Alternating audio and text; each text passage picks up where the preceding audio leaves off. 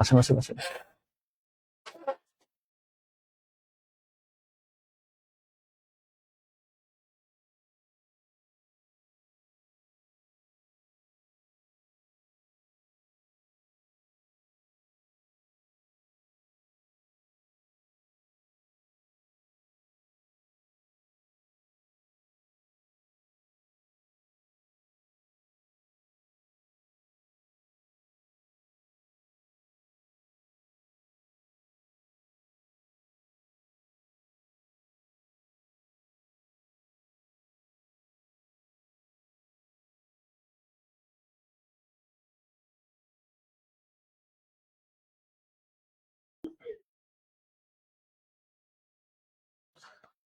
আসসালামু আলাইকুম, সবাইকে আমাদের আজকের লাইভে স্বাগত জানাচ্ছি।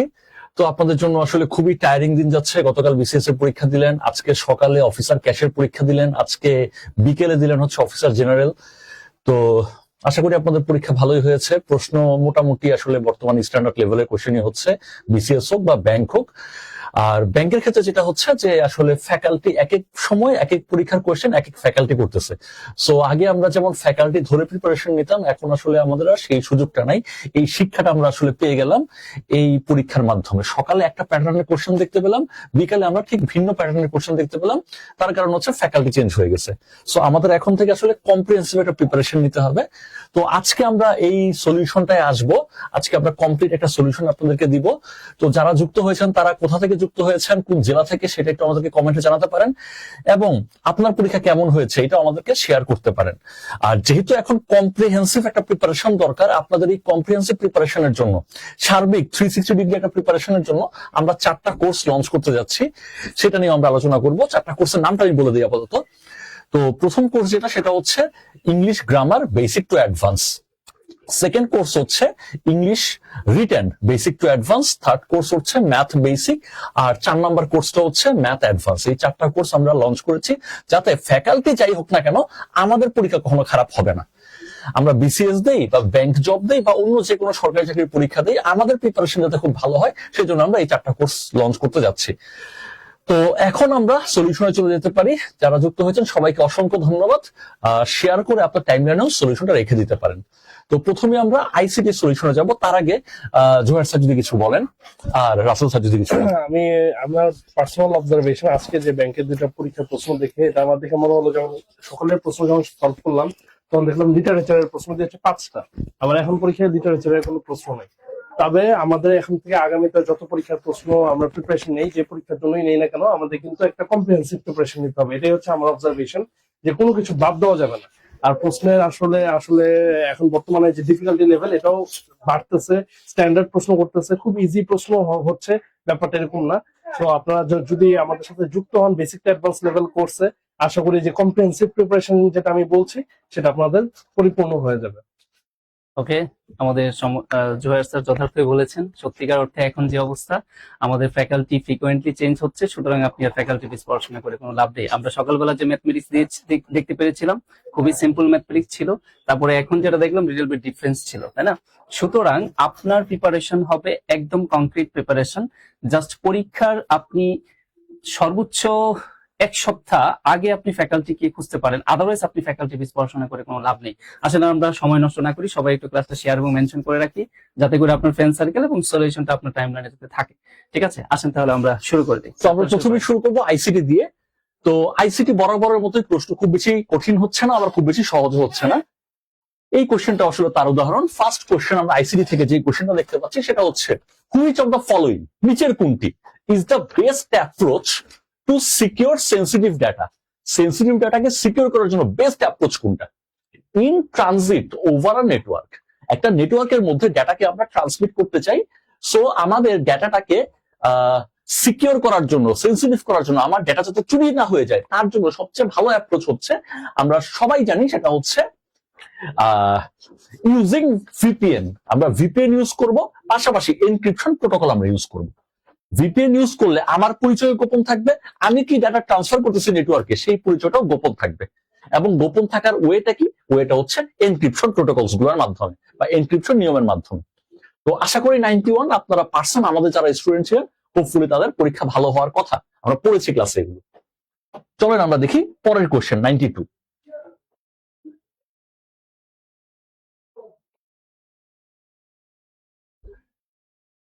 কোশ্চেনটা হচ্ছে হুইচ অফ দ্য ফলোইং, নিচের কোনটি is an example of social engineering attack. Social engineering অ্যাটাকের এক্সাম্পল আসলে কোনটা? তো আমরা জানি সোশ্যাল ইঞ্জিনিয়ারিং অ্যাটাকের এক্সাম্পল হচ্ছে ফিশিং। ফিশিং এর মাধ্যমে আপনাকে একটা লিঙ্ক পাঠানো হবে এবং সেই লিঙ্কে যাতে আপনি ক্লিক করেন আপনাকে সোশ্যালি প্রলুব্ধ করা হবে এবং তার মাধ্যমে আপনি সোশ্যাল ইঞ্জিনিয়ারিং অ্যাটাকের শিকার হবেন। আমরা যদি তার পরের কোশ্চেনটা চলে যাই, সেটা হচ্ছে, এটা ছিল সবচেয়ে ইজি কোশ্চেন আজকের দিনের। হুইচ অফ দ্য ফলোইং, নিচের কোনটি ইজ অ্যান ইনপুট ডিভাইস? নিচের কোনটা ইনপুট ডিভাইস? আমরা সবাই জানি লাইট পেন হচ্ছে input device, printer, monitor, plotter এরা সবাই আউটপুট ডিভাইস। তারপর 94 নম্বর প্রশ্নে যদি আমরা যাই, এখানে বলছে কোনটা 1 টেরাবাইট। তো 1 টেরাবাইট আসলে কত হবে? আমরা জানি 1 টেরাবাইট আসলে 1024 তার উপরে স্কোয়ার, এটা হচ্ছে 1 টেরাবাইট। তারপরের কোয়েশ্চেন এটা হচ্ছে what does SSD stands for? SSD এর ইলাবোরেশনটা কি হবে? তো আজকে সকালে এসএসডি নিয়ে একটা কোয়েশ্চেন ছিল, সেটা আরো ডিপ কোয়েশ্চেন ছিল, তবে এখানে ইজি কোয়েশ্চেন ছিল। এটা আমরা জানি সলিড স্টেট ড্রাইভ, এটা হচ্ছে আমাদের এসএসডি এর ইলাবোরেশন। তারপরের কোয়েশ্চেনটা হচ্ছে in case of failure of one device, কোন একটা ডিভাইসের যদি ফেইলার ঘটে, which topology has no major disruption? যদি কোনো একটা ডিভাইস ফেল করে তাহলে কোন টপোলজিতে আমাদের কোনো ডিসবারশন হবে না বা হওয়ার চান্সটা আসলে কম। তো এই ক্ষেত্রে আমাদের সবচেয়ে ভালো আনসার হচ্ছে বাস। কোন একটা ডিভাইসে যদি প্রবলেম হয় তাহলে বাস টপোলজিতে কোন রকমের ডিসরাপশনই আসলে হবে না, ওই ডিভাইসটা শুধু ডিসরাপ্টেড হবে, আর কোনো ডিভাইসে প্রবলেম হবে না। এরপরের কোশ্চেনটা হচ্ছে হুইচ অফ দ্য ফলোইং, নিচের কোনটি is a type of malware? একটা ম্যালওয়্যারের type that design for surveillance. কোন ক্ষতিকর সফটওয়্যার? ম্যালওয়্যার মানে ক্ষতিকর সফটওয়্যার যেটা সার্ভেইলেন্স অর্থাৎ আপনাকে নিয়ন্ত্রণের মধ্যে রাখার জন্য, আপনাকে মনিটরিং এর মধ্যে রাখার জন্য ইউজ হয়। আমরা সবাই জানি স্পাইওয়্যার এই কাজটা করে থাকে, আমাদেরকে মনিটর করে থাকে, সার্ভেইলেন্সের আন্ডারে রাখা হয়। তো আশা করি যারা আমাদের ক্লাসগুলো নিয়মিত করেছেন পরীক্ষা ভালো হওয়ার কথা। এরপরের কোশ্চেন হচ্ছে হুইচ ফাইল এক্সটেনশন, কোন ফাইল এক্সটেনশনটা ইজ অ্যাসোসিয়েটেড উইথ, কোন ফাইল এক্সটেনশনটা অ্যাসোসিয়েটেড হয় কার মাধ্যমে? Windows media audio developed by Microsoft Word. Microsoft Word যেই ফাইলে ডেভেলপ করুক না কেন সেই ফাইলের এক্সটেনশন অবশ্যই হবে ডক বা ডক্স। মাইক্রোসফট ওয়ার্ড যেই ফাইলই ডিজাইন করুক না কেন, ডেভেলপ করুক না কেন, সেটা ডক বা ডক্স এর মাধ্যমেই যাবে। এর পরের প্রশ্নটা হচ্ছে হুইচ অফ দ্য ফলোইং, নিচের কোনটি is a key feature of fourth industrial revolution? Fourth industrial রেভলিউশনের কি ফিচার আসলে কোনটা? ফোর্থ ইন্ডাস্ট্রিয়াল রেভলিউশনের কি ফিচার আমরা সবাই জানি integrated advance technology like AI, IoT and robotics. তারপরের কোশ্চেন, সর্বশেষ কোশ্চেন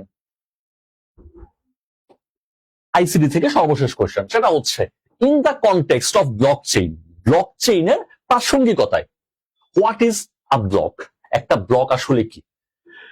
তো ব্লক চেইনের প্রাসঙ্গিকতায় ব্লক হচ্ছে মূলত আমাদের ডেটা সেন্টার। তো এখানে দেখি a single data entry in a database, একটা সিঙ্গেল ডাটা এন্ট্রি করলে সেটা তার ব্লক চেইন হবে না। A group of transaction bundle together and added to blockchain ledger. তো গ্রুপ অফ ট্রানজাকশনকে যখন আমরা বান্ডেল করে ফেলবো একসাথে এবং সেটাকে যখন আমরা ব্লকচেইনের লেজারে আমরা ইনক্লুডেড করে ফেলবো, সেই ব্যাপারটা কি বলা হয়? ব্লকচেইন। তো এই ছিল আমাদের আইসিডি থেকে আসা 10টা প্রশ্ন।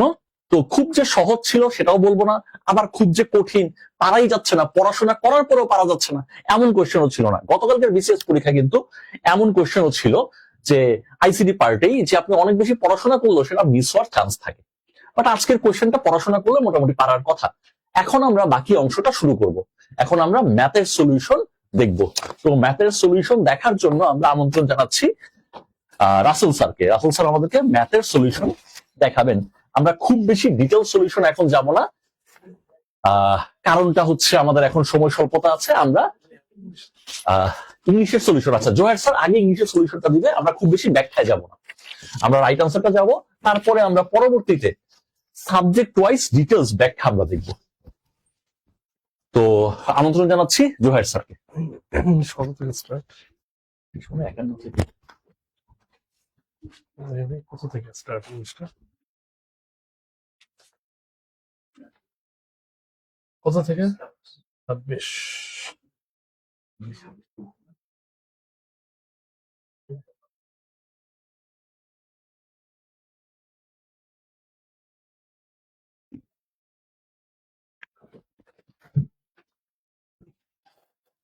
আচ্ছা, আমরা এখন ইংলিশের প্রশ্ন সমাধানে যাচ্ছি। ইংলিশের প্রশ্ন মোটামুটি স্ট্রেট ফরওয়ার্ড ছিল, আমি জাস্ট উত্তরগুলো বলে দিচ্ছি, যদি কোনো আপনাদের জিজ্ঞাসা থাকে অবশ্যই কোয়েশ্চেন করবেন। প্রথম প্রশ্ন, fill in the blank with the right option. My father really wants dash dress for Christmas, এখানে কোন আর্টিকেলটা হবে? My father really wants a dress, কয়টা ড্রেস? মানে একটা ড্রেস চেয়েছে, এখানে অ্যান হবে না, কারণ ড্রেসের আগে তো অ্যান হয় না। দি হবে না, দি কখন ব্যবহার করি? যখন কোনো নির্দিষ্ট একটা ড্রেস বোঝাতে চাই। যেমন আমি যদি রাজশাহীর আম খেতে চাই, I want the mangoes of Rajshahi, কোন একটা নির্দিষ্ট ক্ষেত্রে আমরা দা ব্যবহার করি স্পেসিফিক সিচুয়েশন বোঝাতে। এছাড়া আমরা সাধারণত নর্মাল যে আর্টিকেল আছে এ এবং এন সেটাই ব্যবহার করি। আর এই ক্ষেত্রে my father really wants a dress for Christmas, এটা হচ্ছে উত্তর। আচ্ছা 27 নম্বর, এটা একটু ট্রিকি প্রশ্ন ছিল। After a while they have arrived to their destination, the underline word is a অথবা এন। তার মানে আফটার এটা কোন পার্টস অফ স্পিচ? এখানে আফটারটা হচ্ছে একটা প্রেপোজিশন, তাহলে আফটারটা কি হবে? আফটারের উত্তর হবে এ প্রেপোজিশন। কারণ কি? আফটারের পর কি আছে? এ ওয়াইল আছে। এ ওয়াইলটা কি? একটা নাউন ফ্রেজ। তার মানে নাউন বা নাউন ফ্রেজের আগে যে বসে তাকে আমরা প্রেপোজিশন বলে চিনি। আমি যদি বলতাম after they arrived they rested, আমি যদি বাক্যটা এইভাবে বলতাম যে after he arrived he rested, তাহলে সেক্ষেত্রে আফটারটা কি হতো? সেক্ষেত্রে কিন্তু আবার আফটারটা কনজাংশন হতো। কারণ কি? এখানে দুইটা ক্লজকে যুক্ত করেছে, he arrived and he rested. তার মানে দুইটা ক্লজকে যুক্ত করেছে একটা conjunction. After he arrived he rested, সেখানে আফটারটা হতো কনজাংশন। কিন্তু এখানে আফটার এ ওয়াইল, যেহেতু এ ওয়াইল একটা নাউন ফ্রেজ, নাউন ফ্রেজের আগে আফটার ব্যবহার হয়েছে, সেক্ষেত্রে এটা কিন্তু হবে প্রেপোজিশন। তার মানে অ্যান্সারটা হচ্ছে এ প্রেপোজিশন। 28 নম্বরটা দেখি। There was somebody walking behind us. I thought we were কি হবে? I thought we were being followed. এটার অ্যান্সার হচ্ছে B. I thought we were being followed. কেন বি হয়েছে? কারণ এখানে এটা আমাদের প্যাসিভ করতে হবে, এবং প্যাসিভ করতে হলে we এর পর একটা অক্সিলারি ভার্ব were, আবার যেহেতু কন্টিনিউয়াস এর জন্য being এসেছে, followed past participle, তাহলে we were being followed, এটা হচ্ছে অ্যান্সার হবে 28 এর বি। পরবর্তীটা দেখি 29 number, as soon as he saw me he ran away। এটা নেগেটিভ করতে বলেছে, তাহলে নেগেটিভ করলে আমরা নো সুনার আসতে হবে। নো সুনার কোথায়? সবগুলোতে নো সুনার আছে, তবে নো সুনার কারেক্ট স্ট্রাকচারটা ব্যবহার করা হয়েছে বি তে। No sooner had he seen me then he ran away, তার মানে নো সুনার হ্যাড আছে, দেন আছে, এবং টেন্সের স্ট্রাকচারটাও সঠিক আছে, তাহলে অ্যান্সার হচ্ছে B. 30 number, identify the correct antonym for the word profligate. Profligate মানে যে অতিশয় ব্যয় করে বা অনেক বেশি ব্যয় করে হিসাবহীন ভাবে। তো প্রফলিগেটের অ্যান্টোনিম চেয়েছে, অ্যান্টোনিম কি? B, frugal. এই ওয়ার্ডটা কিন্তু আজকে সকালে যে পরীক্ষাটা হয়েছে ক্যাশ পরীক্ষা, সেখানে এসেছিল ফ্রুগাল, মানে যে অনেক হিসাবী বা হিসাব করে ব্যয় করে, সেক্ষেত্রে বি হবে অ্যান্সার এটা। 31 নম্বর, উইচ সেন্টেন্স ইজ ইনকারেক্ট? নিচের কোন সেন্টেন্সটা অশুদ্ধ? এখানে যে সেন্টেন্স গুলো আছে এর মধ্যে অশুদ্ধ সেন্টেন্স হচ্ছে সি তে। The experiment was designed carefully and এখানে yields reliable results। এটা কেন ভুল? কারণ এখানে টেন্সের একটা মিসম্যাচ আছে, প্যারালাল স্ট্রাকচার ফলো করা হয়নি। প্রথম বাক্যে the experiment was designed carefully, past tense আছে যেহেতু ডিজাইন, এবং পরে এন্ড এখানে yields আছে, yields আবার প্রেজেন্ট টেন্স আছে, তাহলে আমার কি করতে হবে? yielded, the experiment was designed carefully and yielded reliable result, মানে টেন্সটাকে সঠিক করতে হবে, তাহলে আমাদের ভুল আছে সি তে। এছাড়া বাকি সবগুলো বাক্য সঠিক। 32 নম্বর দেখি, despite his wealth the monk lived an ascetic life। ascetic এটার ক্লোজেস্ট সিনোনিম কোনটা? ascetic মানে হচ্ছে যে নির্জনে নিরিবিলি দুনিয়ার কোন রকম মোহ ছাড়া বসবাস করে, তাদেরকে ascetic বলে। এটা সবচেয়ে কাছাকাছি মিনিং যায় অস্টিয়ার, সি অ্যান্সার, তাহলে উত্তর হবে অস্টিয়ার। বাকি সবগুলোই কিন্তু অ্যান্টোনিম দেওয়া আছে। 33 নম্বর, after submitting his grant proposal Kobir's supervisor says the ball is in your court now. The ball is in your court now মানে কি, এখন তুমি যেটা ইচ্ছে করবে বা এখন তোমার করণীয়। তো the ball is in your court এটা বলতে কি বোঝায়? He is free to make next move, মানে পরবর্তীটা সে করতে পারে। তার অ্যান্সার হচ্ছে বি। তার মানে the ball is in your court মানে এখন তোমার পদক্ষেপ নেওয়ার পালা, তাহলে অ্যান্সারটা হচ্ছে B. 34 number, we today was Friday so that we could spend, এটা with না wish হবে, এখানে একটা টাইপিং মিস্টেক হয়েছে, এর জন্য বলতে ভুল হয়েছে, এটা wish হবে, with না wish। We wish today was Friday so that we could spend the entire day in the rush। এখানে কোনটা ভুল হচ্ছে, এটা আমি যখন ক্লাসে পড়াই, এটা আমি ক্লাসে সাধারণত কন্ডিশন পড়াই, সিকোয়েন্স অফ টেন্স এবং কন্ডিশনালস যখন পড়াই সেই সময় আমি এই নিয়মটা শেখাই। ইফ টুডে ওয়াজ ফ্রাইডে হবে না, এখানে ইফ টুডে ওয়্যার ফ্রাইডে হবে। কেন টুডে ওয়্যার ফ্রাইডে হবে? কারণ এটা হচ্ছে টুডে ওয়্যার ফ্রাইডে তখনই হবে যদি এটা একটা ইম্পসিবল কোনো সিচুয়েশন থাকে, যদি এটা সম্ভব না হয়, অসম্ভব কোনো ব্যাপারের ক্ষেত্রে আমরা টু বি ভার্ব যদি ব্যবহার করি সেক্ষেত্রে আমাদের ওয়্যার ব্যবহার করতে হয়। So we wish today were Friday, এটা অসম্ভব কেন? কারণ আজকে তো ফ্রাইডে না, আমি মানে আমার একটা আকাঙ্ক্ষা ব্যক্ত করছি, যদি আজকে ফ্রাইডে হতো, তো আমার আজকে ফ্রাইডে না, আজকে ফ্রাইডে হওয়া সম্ভব না। এই অসম্ভব হওয়ার কারণেই উই ওয়াজের জায়গায় এখানে টু বি ভার্বটা কি হবে? Were. If today were Friday. আমরা যেমন ছোটবেলায় পড়তাম if I were a king, if I were a bird I would fly. তো আই ওয়্যারটা কখন ব্যবহার করি? আই এর সাথে সাধারণত ওয়াজ হয়, কিন্তু ওয়্যার কখন হয়? যদি এটা ইম্পসিবল কোন একটা কন্ডিশন থাকে। তো এটার অ্যান্সারটা হচ্ছে ওয়াজ, এটা হচ্ছে ভুল। 35 নম্বর, each of the scripts dash scrutinized carefully before result submission. Each of the script, each যখন থাকবে তখন আমরা জানি কি এটা সাবজেক্ট ভার্ব এগ্রিমেন্টের একটা রুল। ইচ থাকলে সবসময় ভার্বের সিঙ্গুলারটা ব্যবহার করতে হবে। ভার্বের সিঙ্গুলার কোথায় আছে? একমাত্র সিতে, বাকি সবগুলো প্লুরাল। ওয়্যার, হ্যাভ বিন, আর এগুলো সব প্লুরাল। তার মানে ইচ থাকার কারণে আমাদের সিঙ্গুলার ভার্ব নেবে, তাহলে এটার অ্যান্সার হচ্ছে C. 36 number, doctor Aminul dash at the university since 1998। তার মানে আমরা বলেছি it has been raining since morning. Since থাকলে আমরা সাধারণত present perfect continuous tense use করি আমাদের যে ব্রিটিশ ইংলিশ সেক্ষেত্রে, তাহলে সেক্ষেত্রে অ্যান্সারটা হবে D. Doctor Aminul has been teaching at the university since 1998। 37 নম্বর, আমি কিন্তু একটু দ্রুত বলছি কারণ এখন আমি খুব বড় ব্যাখ্যা দিচ্ছি না, কারণ আমাদের আরো প্রশ্ন সমাধান আছে। এরপরে যদি ব্যাখ্যা সম্বলিত কোনো আমাদের ক্লাস থাকে এটা আমাদের সাথে লাইভ আপনারা দেখতে পারবেন। 37 নম্বর, she dashed the results correctly but the professor disagreed with her interpretation. She interpreted the results correctly. এটা আমাদের করলে কি হবে? আমাদের সঠিক টেন্স এবং প্যারালাল টেন্সটা হবে। যেহেতু প্রফেসর অলরেডি ডিসএগ্রি করে ফেলেছে, তার মানে এটা একটা পাস্টের ইভেন্ট। প্রফেসর অসম্মতি জানানো মানে কি? এটা একটা পাস্টের ইভেন্ট হয়ে গেছে, অসম্মতি জানিয়ে দিয়েছে। তাহলে সে ইন্টারপ্রিটেড কখন করেছে? এটাও পাস্টে করেছে, তাহলে অ্যান্সার হবে she interpreted। 37 এর অ্যান্সারটা এ। 38 the jury insists that the criminal be hung by Saturday. be hung কেন হলো? সাবজাংটিভ, এবং সাবজাংটিভের ক্ষেত্রে আমরা কি জানি? ভার্বের বেস ফর্মটা ব্যবহার করা হয়, তাহলে বিটা হচ্ছে ভার্বের বেস ফর্ম। 39 নম্বরে যাই, she was reluctant to comment about the ethical implication of the study. তাহলে comment about, কমেন্টের পর যে প্রিপোজিশন এখানে ব্যবহার করা হবে হচ্ছে about। 40 নম্বর দেখি, he said to me did you attend the conference last week? এটা ডিরেক্ট আছে, ইনডিরেক্ট করতে বলছে, তাহলে he said to me, said to এর জায়গায় হবে asked, he asked me। did you জায়গায় কি হবে? he asked me। আমাদের একটা কনজাংশন লাগবে, এখানে কনজাংশন হচ্ছে if আনতে পারি অথবা whether আনতে পারি, তাহলে he asked me whether। you এর জায়গায় ইউটা হচ্ছে সাবজেক্ট হয়ে যাবে, ইউটাকে আমি, তাহলে I, he asked me whether I had attended। যেহেতু এটা পাস্ট টেন্স আছে আমাদের পাস্ট পারফেক্টটা নিতে হবে, ডিড আছে তাহলে had attended হবে। he asked me whether I had attended the conference। যেহেতু লাস্ট উইক ছিল, লাস্ট উইক থাকলে আমরা ইনডিরেক্ট নারেশনের ক্ষেত্রে প্রিভিয়াস উইক ব্যবহার করি, তাহলে দ্য প্রিভিয়াস উইক। তাহলে সঠিক অ্যান্সার হচ্ছে B, he asked me whether I had attended the conference the previous week।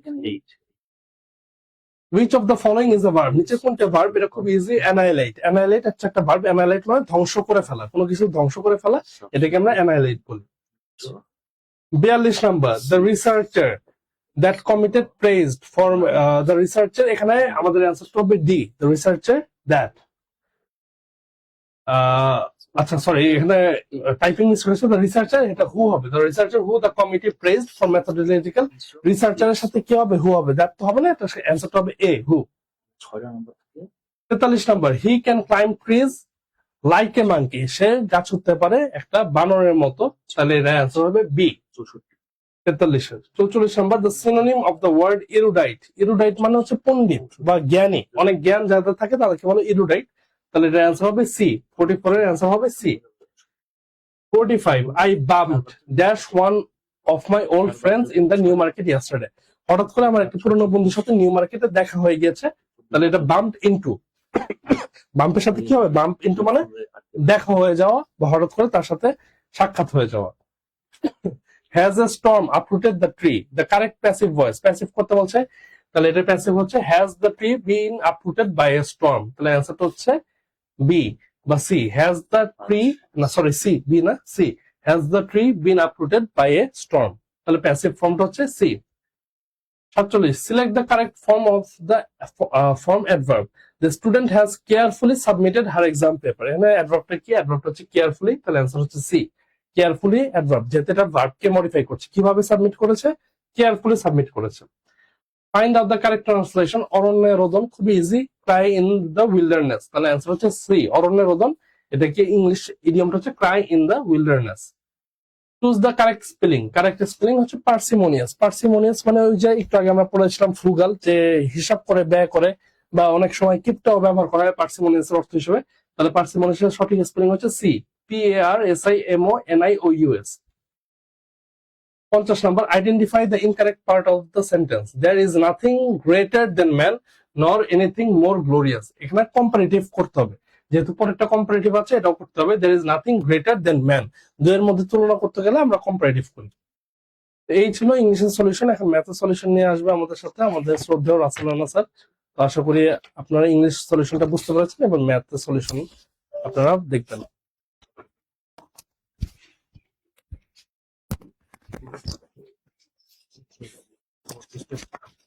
ওকে, আমাদের সম্মানিত জুহায়ের স্যারকে অসংখ্য ধন্যবাদ। উনি আমাদেরকে অত্যন্ত সুন্দরভাবে আমাদের সমাধানগুলো দিচ্ছিলেন। আসলে আমরা ম্যাথের জাস্ট শুধু আনসার গুলো দেখব, কারণ এত সময় আসলে আপনাদেরও নেই। আমরা ব্যাখ্যা সহ হয়তো কালকে এটির পুরো আনসারটা আমরা দেওয়ার চেষ্টা করব। তো আমরা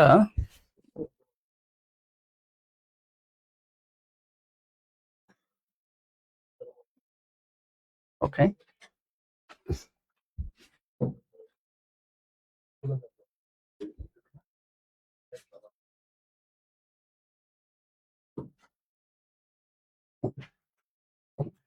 আচ্ছা, আমরা প্রথমে দেখতে পাচ্ছি যে ইন আ জু, একটা জুতে each pigeon has 2 legs and each rabbit has 4 legs. The head count of the two space together is 12. এখন এদের মাথা যদি যোগ করি তাহলে নাকি টোটাল মাথার সংখ্যা হবে 12টি। এখন বলতেছে এন্ড এবং দ্য লেগ কাউন্ট ইজ 32 এবং পায়ের সংখ্যা হবে 32। How many pigeons and how many rabbits are there in the zoo. তাহলে আমাদের কাছে আমাদের ওই চিড়িয়াখানায় কতগুলো আলাদা আলাদা যে স্পেসিফিক প্রাণীগুলো বলছে রেবিট এবং পিজিয়ন, এগুলো কত কোটি করে আছে। তো এটা আমরা আমাদের ক্লাসে অনেকদিন বলেছিলাম যে প্রাণীর এই ইকুয়েশন গুলো খুবই ইম্পর্টেন্ট, সবসময় আপনারা পরীক্ষায় পাবেন।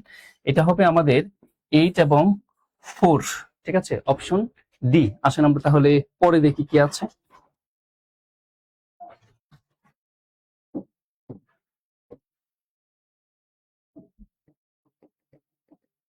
নেক্সট যেটা দেখতে পাচ্ছি যে আর train takes 8 second to cross a pole. একটা ট্রেন যদি আপনার একটি পুলকে অতিক্রম করে তাহলে 8 সেকেন্ড সময় নেয়। And 18 seconds to cross a platform and a length of 120। একটা প্ল্যাটফর্মের দৈর্ঘ্য হচ্ছে 120 মিটার এবং তাকে অতিক্রম করতে সময় নিচ্ছে হচ্ছে 8 second. What is the length of the train? তাহলে ট্রেনের লেন্থটা কত সেটা জানতে চাওয়া হয়েছে। তাহলে এখানে দুইটা জিনিসের সাপেক্ষে একটা জিনিস অপরিবর্তনীয়, সেটা হচ্ছে কি গতি। তো আমরা যদি এখানে খুব দ্রুত ক্যালকুলেশন, আচ্ছা আমরা আনসারটাই বলে দিই যে এখানে আনসারটা আমাদের এখানে কত হবে। আদারওয়াইজ আমরা যদি ইকুয়েশন তৈরি করতে চাই তাহলে আমাদের এখানে স্পিডের ইকুয়েশন তৈরি করতে হবে, ঠিক আছে। তাহলে স্পিড মানে আমরা কি জানি? Distance by time. তাহলে ডিস্টেন্সটা হচ্ছে এক্স আর টাইম হচ্ছে এখানে কত? 8। আর পরে যেটা আমরা দেখতে পাচ্ছি, আচ্ছা আমরা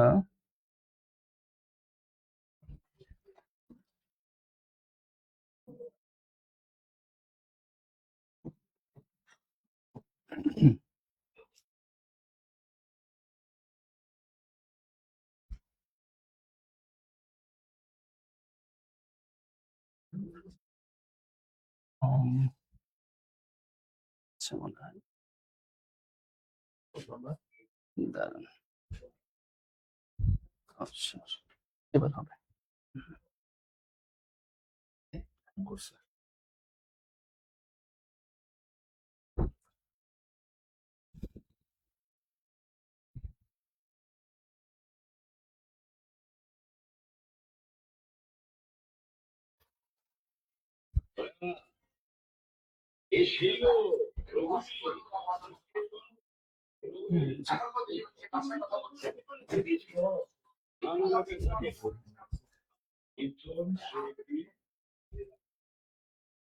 আচ্ছা, আমরা আমরা একটু টেকনিক্যাল প্রবলেমে আছি, একটু ওয়েট করেন, আমরা পুরো জিনিসটা আবার শুরু থেকে শুরু করছি। আমাদের এখানে কাজ করে, কিন্তু কিছুদিন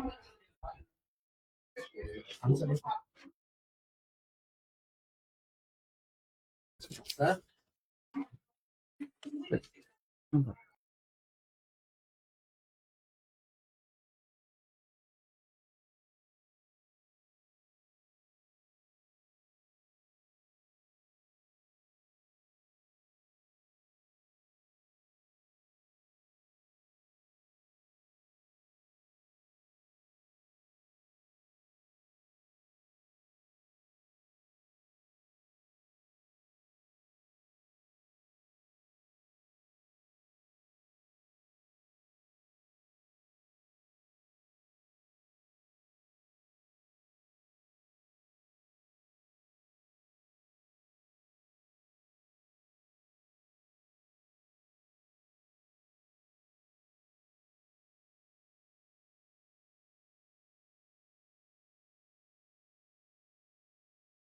ছোট কথা। আরেকটু, হ্যাঁ এবার হবে, ঠিক আছে, ওকে ফাইন। আমরা এবার দেখি কি বলছে। দ্য এভারেজ অফ, এখানে মেবি 8 নাম্বার 8, তারপরে if if 4 is subtracted from each of 6 number, তাহলে প্রতি 6টা থেকে আমাদের 2 করে কি করতে বলছে, বিয়োগ করতে বলছে। তাহলে what is the new average, তাহলে নতুন গড় আমাদের কত হবে সেটা জানতে চাওয়া হয়েছে। নতুন গড় হবে হচ্ছে এখানে 5। আসেন আমরা তাহলে পরে দেখি কি আছে।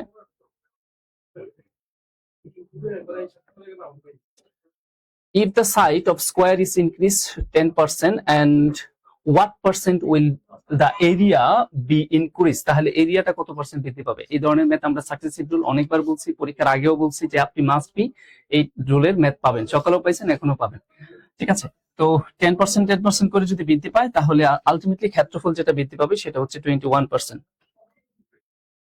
আসেন আমরা তারপরে দেখি কি বলছে। If the radius of a right circular right cylinder is triple, একটি সিলিন্ডারের রেডিয়াসকে যদি 3 গুণ করা হয় and the height is reduce by 40%, এবং হাইটকে যদি 40% কমিয়ে দেওয়া হয়, then what would be the percentage change in value, তাহলে ভলিউমটা কত পার্সেন্ট চেঞ্জ হবে আমাদের কাছে সেটা জানতে চাওয়া হয়েছে। তো এটা আনসার হবে আমাদের এখানে 440%। আমরা নেক্সট দেখি কি বলছে। What is the angle between the hour and minute hands of a clock at 14:50? তার মানে 14:50 যদি হাত ঘড়িতে বাজে তখন আমাদের মিনিটে কাটা এবং ঘন্টায় কাটা যে ডিগ্রি, কত ডিগ্রি সেটা আমাদের কাছে এখানে জানতে চাওয়া হয়েছে। তো এটার আনসার আমাদের এখানে হবে হচ্ছে 145 ডিগ্রি। আমরা নেক্সট দেখি কি বলছে। The average of non-zero number its square is 5 times the number, তারা বলছে average of a non zero number, আমরা এক সংখ্যক সংখ্যা যদি চিন্তা করি এবং তারই আবার কি বলতেছে স্কোয়ার ইজ হয় ওই সংখ্যারই আবার কয় গুণ, 5 গুণ। তো এটা যদি আমরা ক্যালকুলেশন করি তাহলে এক্স এর মান আসবে হচ্ছে 9। আমরা বলেছিলাম যে ইকুয়েশন বেস কোশ্চেন গুলো প্রচুর পাবেন পরীক্ষায়, দেখতেই পাচ্ছেন। How many terms of arithmetic progression 2, 7, 12 should be taken so that their sum equals 354? আমরা বুঝতে পারছি এটা সমান্তর ধারা। তো এইখানে আমাদের n এর ভ্যালু বের করতে বলা হয়েছে, মানে কতগুলো পদ যোগ করলে আসলে আমাদের এইখানে 354 হবে সেটা জানতে চাওয়া হয়েছে। তাহলে এখানে আমাদের আনসারটা হবে হচ্ছে 13। আসেন আমরা তাহলে পরে দেখি কি বলছে।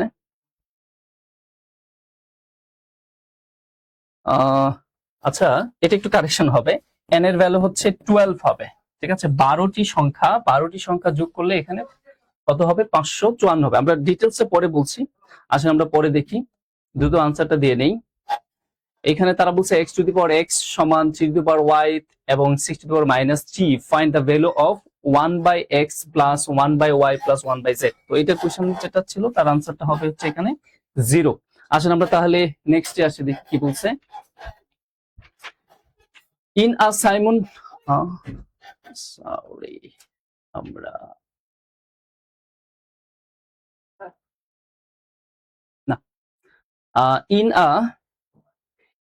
আ কি বলছে এটা, সাইমালটেনিয়াস থ্রো। আচ্ছা, সাইমালটেনিয়াসলি যদি থ্রো করেন of a pair of dice, আপনি একটা সক্কার গুটিকে যদি আপনি থ্রো করেন, তাহলে দুইবার থ্রো করলে what is the probability of getting total more than 8, তাহলে 8 এর বেশি পাওয়ার সম্ভাবনা কত সেটা জানতে চাওয়া হয়েছে। তো এটার আনসার হবে হচ্ছে আমাদের 5/18।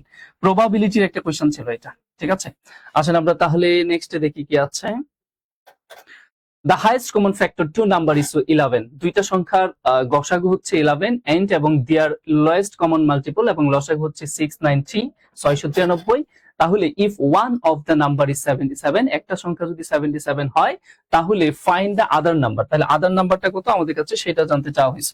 এই ধরনের কোশ্চেন আমরা ক্লাসে অনেকবার ভেঙে ভেঙে বুঝিয়ে বলেছি, এগুলা খুবই সহজ। আমাদের এখানে ভাগ করে দিতে হবে 96933 আর 7 দিয়ে ভাগ করলে আমরা পাবো হচ্ছে 99। আসলে আমরা তাহলে পরে দেখি। Silver is 17 times as heavy as water and copper is 7 times as heavy as water. In what ratio should this be mixed together? Alloy 13 times as heavy as water, আমাদের কাছে সেটা জানতে চাওয়া হয়েছে।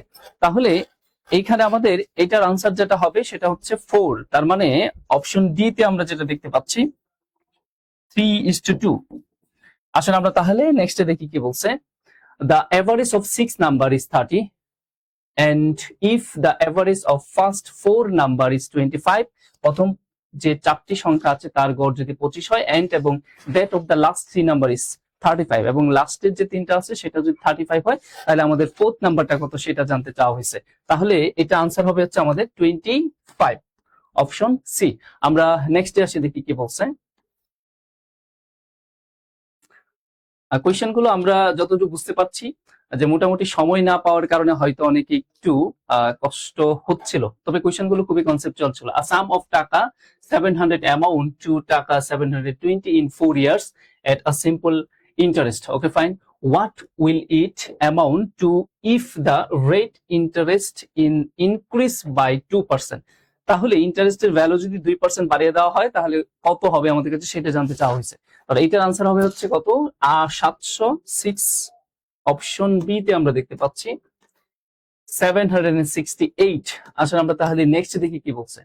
In a mixture, the ratio of the milk and water is 6:5. Milk এবং ওয়াটারের ratio সেটা হচ্ছে 6:5। when যখন 22 litre mix is replaced by water, the ratio becomes 9:13. What is the quantity of water after replace? তাহলে আমাদের কাছে সেটা জানতে চাওয়া হয়েছে। তার মানে এখানে আমরা যেটা পাচ্ছি সেটা হচ্ছে 52 লিটার হবে এটার আনসার। অপশন ডি তে আমরা যেটা দেখতে পাচ্ছি 52 লিটার। নেক্সট আসে দেখি কি বলছে।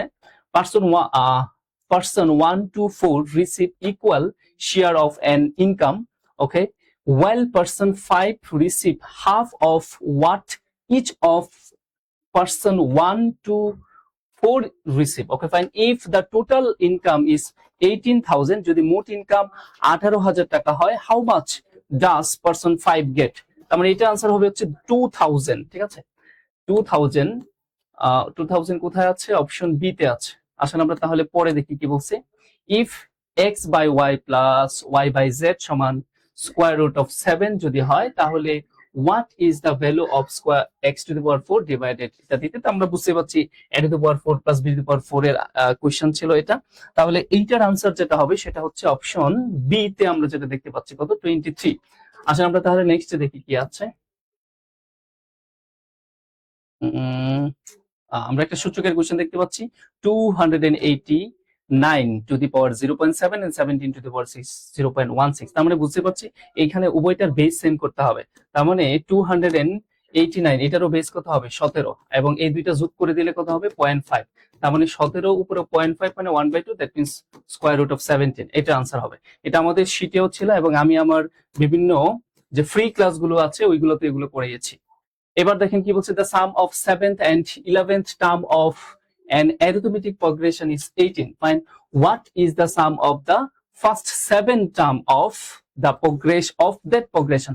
তার মানে এইখানেও আমরা যেটা দেখতে পাচ্ছি এটার আনসার হবে হচ্ছে অপশন এ। অপশন এ তে আমরা কত পাচ্ছি? ওকে, সেম কোশ্চেনই ছিল 153। আচ্ছা, আসেন আমরা তাহলে নেক্সটে যাই, দেখি কি বলছে। আমরা এইখানে ধারার থেকে দুইটা কোশ্চেন পেয়ে গেলাম। ফাইন, আমার সাজেশন গুলাতে ধারা ছিল কিন্তু। In how many different way can the letter of the word Jessore শব্দটি আপনি কতভাবে সাজাতে পারবেন সো দ্যাট যাতে করে দ্য ভাওয়েলস অলওয়েজ টুগেদার, তার মানে টুগেদার পারমুলেশন। তো এটা আমরা অনেকবার এই টাইপের কোশ্চেন গুলো করেছি। তাহলে এটার আনসার যেটা হবে, আপনাদের ভাওয়েল একসাথে রাখতে বলা হয়েছে। তার মানে ভাওয়েল আছে এখানে 3টা আর বাকি আছে কয়টা? 4টা। তাহলে এটাকে 1 আর এখানে 4 ধরলে আমাদের যেটা আসে সেটা হচ্ছে 5 ফ্যাক্টোরিয়াল, আর এখানে 3 ফ্যাক্টোরিয়াল গুণ করে দিলে আমাদের রেজাল্ট চলে আসে কত? 720। আসেন 720 নেই এখানে, না? আচ্ছা, আমরা একটু কারেকশন করে নিব, এইটাই মেবি আমাদের 720 হবে। ঠিক আছে, আসেন আমরা পরে যাই, দেখি কি বলছে। আচ্ছা, for which project did Marina and Tabassum receive the A's, আচ্ছা, আগা খান, আচ্ছা, অ্যাওয়ার্ড। আচ্ছা, এটা তো আমাদের বুঝতে পারছি, আমি ভেবেছিলাম যে এটা ম্যাথ, এটা হচ্ছে আমাদের সাধারণ জ্ঞানের কোয়েশ্চেন। যাই হোক, এটা হবে অপশন এ তে। কি আছে? এটাই তো। ওকে, সাধারণ জ্ঞানে আসছেন কি আমরা দিয়ে যাবো আমি। আচ্ছা, আসলে আমরা পরে দেখি কি আছে।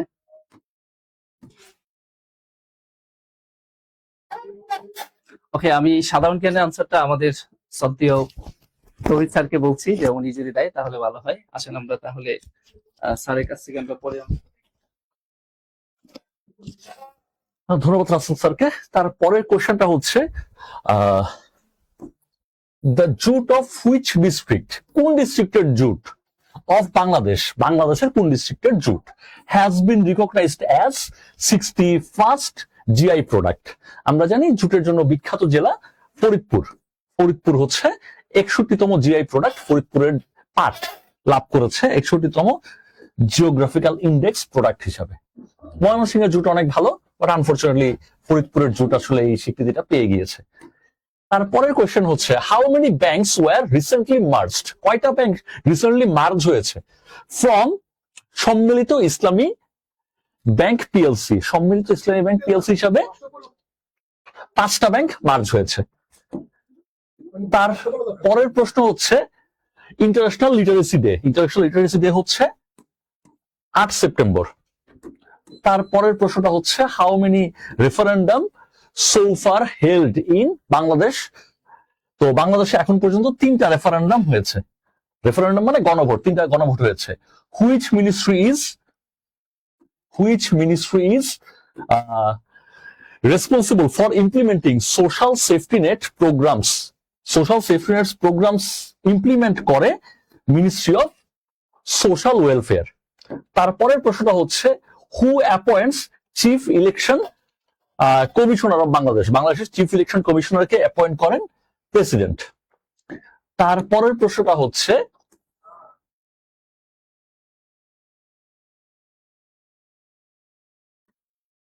where is the largest wind power plant in Bangladesh located? বাংলাদেশের সবচেয়ে বড় উইন্ড পাওয়ার প্ল্যান্টটা কক্সবাজারে অবস্থিত, খুরুশকুলে অবস্থিত।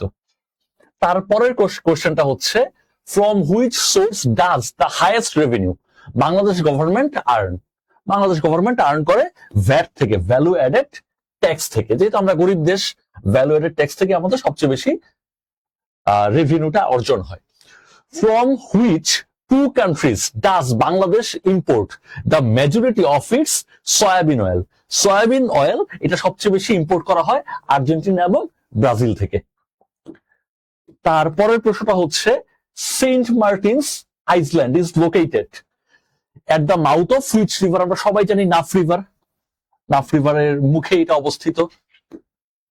তারপরের প্রশ্নটা হচ্ছে how many stars are there in national emblem of Bangladesh?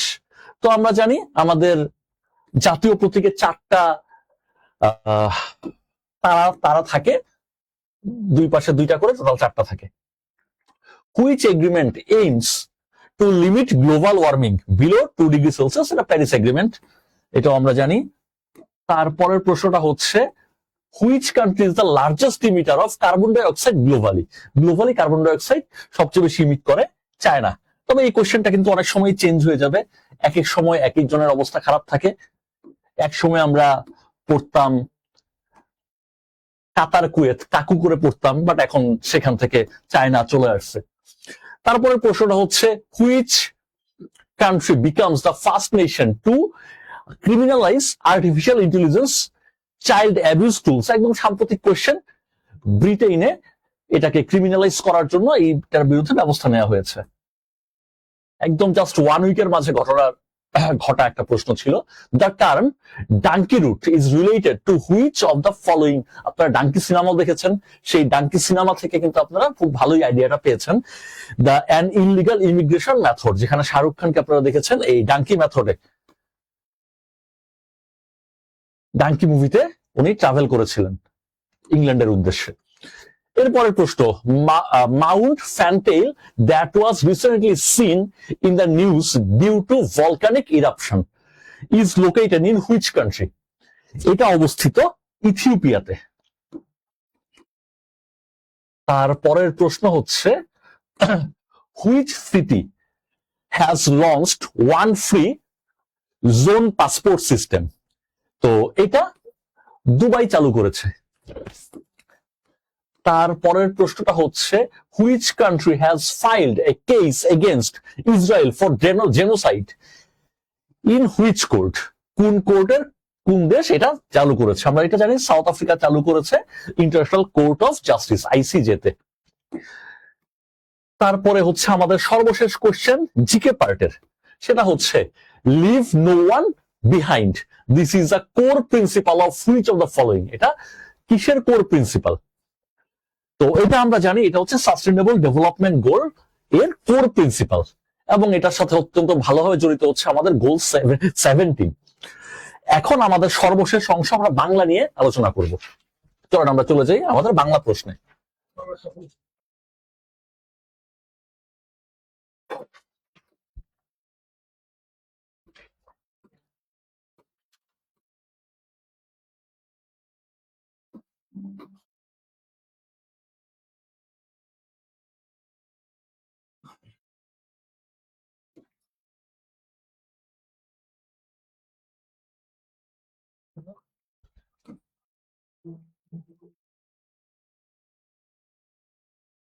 তো বাংলা প্রথম প্রশ্ন হচ্ছে বিদেশাগত শব্দ,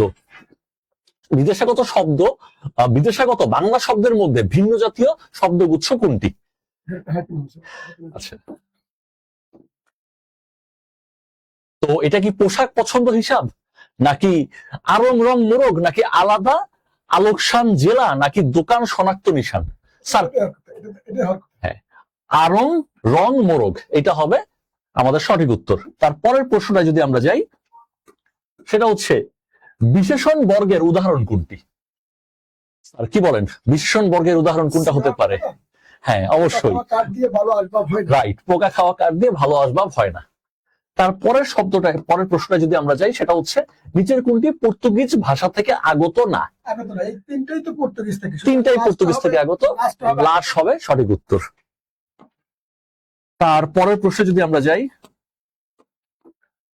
কোনটি মৌলিক শব্দ? যেমন বাঁশ থেকে বাঁশি, তারপর হচ্ছে তেল থেকে তৈল, তারপর হচ্ছে জল থেকে জলধি। তাহলে এইটা মৌলিক শব্দ, সে কারো কাছ থেকে উৎপত্তি লাভ করে নাই। এর পরের শব্দ হচ্ছে কোনটি ঘোষ ধ্বনি নয়? আমরা জানি বর্গের প্রথম 2টা শব্দ অঘোষ, পরের 2টা ঘোষ। তাহলে এখানে আসলে আমরা অঘোষ ধ্বনি নয়, তার মানে ঘোষ, ঘোষ অবশ্যই বর্গীয় জ হবে। তারপরের প্রশ্ন, সত্য থেকে সত্য ব্যাপারটা চলে আসছে, তার মানে ই বা উ আগে চলে আসছে, ই বা উ আগে চলে আসলে সঠিক উত্তর হবে অপিনিহিতি। তারপরের প্রশ্নটা হচ্ছে মন শব্দটার বিশেষণ কি? মানসিক মন শব্দের বিশেষণ হচ্ছে মানসিক। তারপরে হচ্ছে অনুজ্ঞা সূচক বাক্যের শেষে কি হয়? সকল বাক্যের শেষে, আশ্চর্যবোধক বাক্য ছাড়া বাকি সব বাক্যের শেষে দাঁড়ি হয়। তো এখানেও তার ব্যতিক্রম না, দাঁড়িয়ে হবে। তারপরের শব্দ হচ্ছে উপপদ তৎপুরুষ সমাসের উদাহরণ কোনটি? উপপদ তৎপুরুষ জাদুকর হবে। জাদুকর, হ্যাঁ। তারপরে কোয়েশ্চেনটা হচ্ছে আমার সোনার বাংলায় বৈষম্যে ঠাঁই নেই। এটা আসলে জটিল হয় না, যৌগিক হয় না। হ্যাঁ, এটা সরল হয়, কারণ আমার ভার্ব একটা, সাবজেক্ট একটা, তার সাথে কমপ্লিমেন্ট অনেকখানি বড়, বাট আমাদের আনসার হবে সরল বাক্য। সরল বাক্য। সাবজেক্ট একটা, ভার্ব একটা, সরল বাক্যের বাইরে যাওয়ার সুযোগ নাই। তারপরেরটা হচ্ছে নিচের কোন বিপরীত শব্দটা ঠিক নয়? অমৃতর বিপরীত গরল, তস্কর সাধু, কৃষ স্থল, অর্বাচীন। প্রাচীন হওয়া উচিত ছিল, কিন্তু প্রাচীন না দিয়ে আধুনিক দিছে, তার মানে এটা সঠিক নয় বলেই সঠিক উত্তর। এরপরের প্রশ্ন হচ্ছে নিচের কোনটি ভিন্নার্থক? কোনটার অর্থ আসলে ভিন্ন? অজগর বৃত্তি, অজগর সাপের মতো নড়াচড়া আপনি করবেন না। গোফ খেজুরে, গোফের মধ্যে খেজুর পড়ে আছে কিন্তু মুখে তুলে খাবেন না। নুনের পুতুল, একটু হালকা বাড়ি দিলেই আপনি শেষ হয়ে যান। তাহলে ঘরের ঢেকি, সে অনেক কাজকর্ম করে, আর বাকি সবাই খুবই অলস। তারপর হচ্ছে বাক্যের অন্তর্গত শব্দগুলোর বিশ্বাসযোগ্য ভাব সম্মিলনের অভাব। তার মানে হাতি আকাশে উড়ে বেড়াচ্ছে, এখানে সবই ঠিক আছে, কিন্তু বিশ্বাসযোগ্যতার অভাব, তাই এটাকে আমরা বলবো বাক্যটার যোগ্যতা হারিয়েছে। তারপর হচ্ছে যুগ্ম স্বরধ্বনির প্রতীক কয়টি? দুইটি, ওই এবং ও। তার মানে আমাদের সঠিক উত্তর হবে দুইটি, ওই এবং ও, ডি হবে। ডি। তারপরে প্রশ্ন হচ্ছে করলাম, এখানে লাম কিসের উদাহরণ? ক্রিয়া বিভক্তি হবে না? এটা ক্রিয়া বিভক্তি। কর হচ্ছে ক্রিয়া, ক্রিয়ার পরে বিভক্তি আকারে যুক্ত হয়েছে, তাই এটা ক্রিয়া বিভক্তি। এরপরে প্রশ্ন হচ্ছে একন, এর ব্যাস বাক্য কোনটা হবে? একনের ব্যাস বাক্য কোনটা হবে? এক দ্বারা উন। এক দ্বারা উন। তার মানে একের মাধ্যমে আসলে কমে গেছে, মানে ওয়ান শর্ট। তারপরে হচ্ছে সন্ধির নিয়ম অনুসারে কোন বানানটি ভুল? আসলে এটা চারটাই সঠিক। হ্যাঁ। চারটাই সঠিক, কিন্তু এখানে প্রত্যেকটা সঠিক, সন্ধির নিয়ম অনুসারে চারটাই সঠিক। কিন্তু যদি আমরা এটাকে যদি দীর্ঘকার করে দিই, প্রত্যুষে যদি রস্যকারের জায়গায় দীর্ঘকার করে দিই, তাহলে এটা ভুল হয়। আগে দীর্ঘকার নেওয়া হতো, কিন্তু বর্তমানে এটা হচ্ছে রস্যকার দিয়ে নেওয়া হচ্ছে। সুতরাং এখানে যা দেওয়া আছে চারটাই সঠিক। প্রশ্নটা বলছিল, তো সেক্ষেত্রে আমরা যদি এটা যদি দীর্ঘকার থাকতো তাহলে সঠিক উত্তরটা ডি হতো। সুতরাং যেহেতু রস্যকারে আছে, তাহলে তাহলে আসলে সবগুলোই সঠিক। উয়ের পরে, সরি, রস্যিকার বা দীর্ঘিকারের পরে যদি অ বা আ আসে, তখন ব্যাপারটা জফালা হয়ে যায়। এখানে জফালার উপস্থিতি আমরা দেখতে পাচ্ছি। যাক, তারপরে প্রশ্নটা হচ্ছে নিচের কোনটি আনি প্রত্যয় যোগে গঠিত হলেও স্ত্রীবাচকতা না বুঝিয়ে ভিন্ন অর্থ বোঝাচ্ছে? মাতুলারি তো স্ত্রী ভাষাতে বোঝাচ্ছে, ইন্দ্রাণী বোঝাচ্ছে ইন্দ্রের স্ত্রী, হ্যাঁ, ক্ষত্রিয়ের স্ত্রী। হিমানি, হিমানি বলতে হিমানী হবে। এখানে হিমানি তো আসলে স্ত্রীবাচক বোঝাচ্ছে না। তারপরের প্রশ্নটা হচ্ছে কোথায় থাকা হয়? ভাববাচ্যের খুব একটা ক্লাসিক্যাল উদাহরণ, কোথায় থাকা হয়, এটা ভাববাচ্য। কোথায় থাকা হয়, কোথায় যাওয়া হয়। তারপরেরটা হচ্ছে লেখার সময় কোন কথা অব্যক্ত রাখতে চাইলে, লেখার সময় কোনো কথা অব্যক্ত রাখতে চাইলে কোন বিরাম চিহ্নের ব্যবহার করা হয়? কোনো কথা যদি আমরা অব্যক্ত রাখতে চাই, তখন আমরা কোন বিরাম চিহ্নটা ব্যবহার করব? আমরা ত্রিবিন্দু ব্যবহার করব, যদিও বর্তমান বাংলায় এটার খুব একটা ব্যবহার নাই। ক্লাসিক্যাল বাংলায় এক সময় ব্যবহৃত হতো। তারপরের প্রশ্নটা হচ্ছে 64 উনকোটি 64 বাগধারাটির অর্থ কি? স্যার, কি অর্থ দিতে পারি আমরা? প্রায় সম্পূর্ণ। প্রায় সম্পূর্ণ। তারপর হচ্ছে ইদৃশ, ইদৃশের বিপরীত শব্দ কোনটি? তদৃশ। ইদৃশ মানে ইহার সদৃশ, তদৃশ মানে তাহার সদৃশ, ইহার নয়। তারপরে বলছে মৌন নয়, ছোট গল্পটি কার লিখা? শওকত ওসমান। তো যারা পারবেন তারা আমাকে একটু বলবেন শওকত ওসমানের আসল নাম কি? মাত্র 2টা প্রশ্ন দিয়েছে সাহিত্য থেকে। সাহিত্য থেকে। তারপর হচ্ছে পরশুরাম ছদ্মনাম কে ধারণ করে? রাজশেখর বসু। রাজশেখর বসু, উনি পরশুরাম ছদ্মনাম ধারণ করেন। তো বাকিদের ছদ্মনামও কিন্তু আমাদের একটু খেয়াল রাখতে হবে, কার ছদ্মনাম নীললোহিত, কাকে আমরা বনফুল বলবো, এগুলো একটু খেয়াল রাখতে হবে। তারপরের প্রশ্ন হচ্ছে বিভক্তি মূলত কি? বিভক্তি মূলত কি? বলক, যোজক, লগ্নক নাকি নির্দেশক? বিভক্তি মূলত হচ্ছে লগ্নক, শব্দের শেষে লেগে থাকে। তো এই ছিল আমাদের আসলে একটা কমপ্লিট সলিউশন। তবে আমরা খুব বেশি ব্যাখ্যায় যাই নাই, আমরা জাস্ট একটা সলিউশন দেওয়ার ট্রাই করছি। সাবজেক্ট ওয়াইজ আমরা ব্যাখ্যা আগামী দিনগুলোতে আপনাদের সামনে উপস্থাপন করব। সামনের দিনগুলোতে আমরা প্রত্যেকটা সাবজেক্ট ওয়াইজ প্রতিটা প্রশ্নকে ব্যাখ্যা করব লাইভে, সেটা ইংলিশ এবং ম্যাথ, এই দুটো করলে হয়ে যাবে। এই দুটো করলেই হয়ে এই যাবে। দুটো করলে হয়ে যাবে। তো আজকে আপনাদের কি মনে হয় যে কাট নাম্বার কেমন থাকতে পারে, আজকের পরীক্ষা কাট নাম্বার কেমন থাকতে পারে বলে আপনাদের মনে হচ্ছে? আপনারা যারা লাইভে যুক্ত আছেন একটু কমেন্ট করে জানাবেন, বা আপনাদের কত পাবেন আপনারা আজকের লাইভ থেকে, আপনাদের কেমন নাম্বার পেতে পারেন একটু যদি কমেন্ট করে জানান। আপনাদের কার পরীক্ষা কেমন হয়েছে, কেমন পেতে পারেন এটাও বলতে পারেন। পাশাপাশি সকালবেলা যে অফিসার ক্যাশের পরীক্ষা দিয়েছেন সেটাও আমাদের কমেন্টে জানাতে পারেন।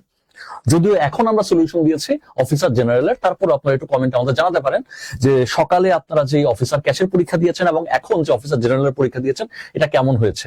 এবং দুইটা পরীক্ষা কিন্তু ডিফারেন্ট ফ্যাকাল্টি নিয়েছে, তো একই দিনে আমাদের different faculty different pattern of question follow করতে হয়েছে। তো আপনাদের পরীক্ষা কেমন হয়েছে জানাবেন, এবং হচ্ছে কার কত মার্কস থাকতে পারে এটা আমাদের সাথে শেয়ার করতে পারেন। এখানে স্যার আমরা যতটুকু বুঝতে পারছি মনে হচ্ছে যে সকালের যে পরীক্ষাটা ছিল হুম। এটার কার্ড মার্কটা একটু বেশি হবে। ক্যাশে তো শূন্যপদ মানে বেশি, হ্যাঁ, আর আজকে এখন বিকালে ক্যাশে তো 1262 মতো, মানে 1200 প্লাস, আর এখানে 900 প্লাস। এখন প্রশ্ন হচ্ছে 10,000 টিকাবে না 15,000 টিকাবে সকালে? 1200 যেহেতু, তো স্বাভাবিকভাবে 10 প্লাস থাকার কথা, হ্যাঁ, 10 প্লাস থাকার কথা। তো 10,000 যদি হয় তাহলে কার্ড মার্ক কি 60 ক্রস করবে কিনা বা 55 না, এরকম এখানে থাকবে নির্ভর কিনা? করবে পরীক্ষার্থী ওনাদের, আমরা তো পরীক্ষার হলে যাই নাই, পরীক্ষার হলে আসলে ওনাদের সাথে কেমন ছেলে মেয়ে পরীক্ষা অংশগ্রহণ করেছে। যদি পরীক্ষার্থী বেশি হয় স্বাভাবিকভাবে কাট নাম্বারটা কি হবে, কাট বেশি হলে নাম্বারটা হ্যাঁ কার্ড নাম্বারটা বাড়বে, বাড়বে। আর পরীক্ষার্থী যদি কম হয় কাট নাম্বারটা কমে আসবে। এই জন্য ওনাদের কমেন্ট গুলো আমাদের একটু দরকার, আপনারা যদি একটু কাইন্ডলি জানাতেন 60-50 বলেছেন একজন। ক্লাসরুম ফাঁকা ছিল বা পরীক্ষার হল কেমন ফাঁকা ছিল, বা কত পার্সেন্টেজের মতো ছেলে মেয়ে পরীক্ষা অংশগ্রহণ করেছে। যদি 1 লাখ ছেলে মেয়ে পরীক্ষা অংশগ্রহণ করে আর 10,000 রাখে, তাহলে কাট নাম্বার এক ধরনের হবে। যদি 17 ছেলে মেয়ে পরীক্ষা অংশগ্রহণ করে 10,000 রাখে, তাহলে কাট নাম্বার আরেক ধরনের হবে। হ্যাঁ হ্যাঁ, এই তাই জন্য এটা জানাটা খুব জরুরি। একজন তবে বলেছেন প্রশ্ন অফিসার জেনারেল থেকে অফিসার ক্যাশ একটু কি টাফ হয়েছে? না এরকম এত না, এটা মানে কিছু- ম্যাথটা আমাদের একটু সহজই হয়েছে। আর অন্যদিকে এই থেকে দেখা যাচ্ছে যে আমাদের কাট মার্ক কিন্তু ক্যাশের বেশি হবে। অফিসার জেনারেল কিন্তু বাংলা টাফ হয়েছে, বাংলা টাফ হয়েছে, ওইখানে আবার বাংলা tough সহজ হয়েছে না? আর আইসিটি টাফ হয়েছে নাকি? আইসিটি মোটামুটি দুইটাই সেম ডিফিকাল্টি লেভেল ছিল। একজন বলেছে 60 সকালেরটা আর এখন 50, এটা খুব স্ট্যান্ডার্ড একটা মার্ক বলেছে। সত্যি কথা বলতে আসলে আমি ক্যাশের প্রশ্ন যেটা দেখলাম আর কি, আর অফিসার এর প্রশ্ন যেটা যদি আমরা এখানে একটা ডিফারেন্স কথা করি, হচ্ছে দুটাতে শূন্যপদের পার্থক্য near about 300, hmm. Near about 300। সুতরাং এখানে কিন্তু 3,000 ছেলে মেয়ে কিন্তু মিনিমাম কি একটা অ্যালোকেশনের ব্যাপার আছে, অ্যালোকেশনের ব্যাপার আছে, 3,000-এর মতো কম বেশি কম বেশি হতে পারে। হতে পারে। আবার অফিসার জেনারেলে কিন্তু প্রতিযোগী একটু বেশি হবে, বেশি হবে। হ্যাঁ, অফিসার জেনারেলে কিন্তু প্রতিযোগী বেশি এবং হবে, আমরা যতটুকু খবর পেয়েছি আসলে পরীক্ষা উপস্থিতিও বেশি ছিল অফিসার বেশি ছিল, অফিসার জেনারেলে বেশি ছিল। আসলে এগুলো অনেক কিছু, অফিসার জেনারেল ক্লাস ফুল ছিল, হ্যাঁ ক্লাস ফুল ছিল, হ্যাঁ সেটা আমরা খবর পেয়েছি যে স্টুডেন্ট বেশি ছিল, সুবাইয়া বলছে মেবি। তো সেক্ষেত্রে আসলে কাট নাম্বারটা কেমন হবে এটা আমরা আপনারা যারা পরীক্ষা দিয়েছেন তারা ভালো বলতে পারবেন যে পরীক্ষার্থী অনুসারে যদি 10,000 বা 10 থেকে 12,000 ছেলে মেয়েকে রাখে, তাহলে স্যার কি মনে হয় অফিসার জেনারেল যদি অফিসার জেনারেল যদি বলা হয় 10,000 হয় তাহলে 50 এটা স্ট্যান্ডার্ড মার্ক। 50 মানে কি প্রশ্ন কি ক্যাশ কঠিন হয়েছে না? না না, ক্যাশটা লিটল বিট একটু সহজ, জেনারেলের থেকে একটু সহজ তাহলে তো এটাতে বেশি হবে। কারণ হ্যাঁ সেজন্যই বলছি 60, কারণ হচ্ছে যে অফিসার 60, কারণ হচ্ছে যে অফিসার ক্যাশের ম্যাথ গুলো কিন্তু সহজ ছিল।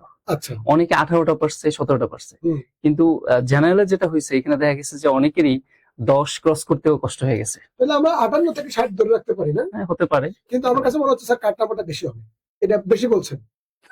তাই না? আচ্ছা দেখা যাক। 58 তাহলে ক্যাশে কত হতে পারে?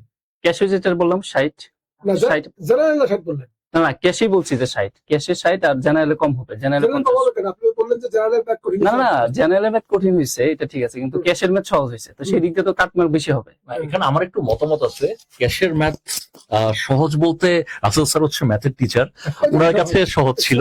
বাট একটা পার্সপেক্টিভ যদি আমি চিন্তা করি, একটা স্টুডেন্টকে যখন আমি একটা ম্যাথ দিব যে অরিজিন থেকে 4 ইউনিট দূরে এবং একটা রেখা y=4, সেই রেখাটা না, সেই রেখা থেকে আবার 2 ইউনিট দূরে, এইরকম সিনারিওতে আপনার ইন্টারসেপশন পয়েন্ট কয়টা?